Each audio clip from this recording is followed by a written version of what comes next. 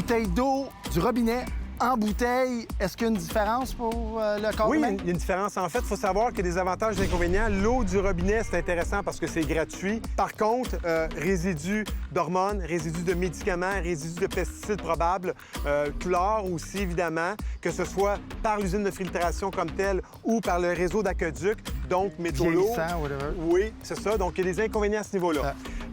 L'eau en bouteille, il y a un inconvénient. Les particules de plastique. On a remarqué dans les dernières années que la plupart des eaux embouteillées, et ça, surtout pour les eaux embouteillées dans un plastique là, très fragile. Là, Une eau recyclée? Oui, exactement.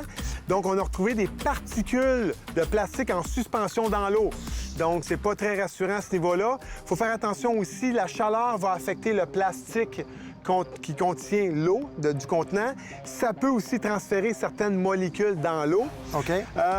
Une alternative que je trouve intéressante, l'eau du robinet avec un filtre qu'on peut utiliser. Un filtre à charbon activé ou un Brita, par exemple, qu'on trouve dans les supermarchés. Dans mon frigidaire, j'en ai un, là. Tu pèses sur la porte. Oui, et ça coule. mais ça peut être osmose inversée aussi. Donc, il y a différents systèmes, plus ou moins chers. Ça, j'aime ça parce qu'on a le meilleur des deux mondes.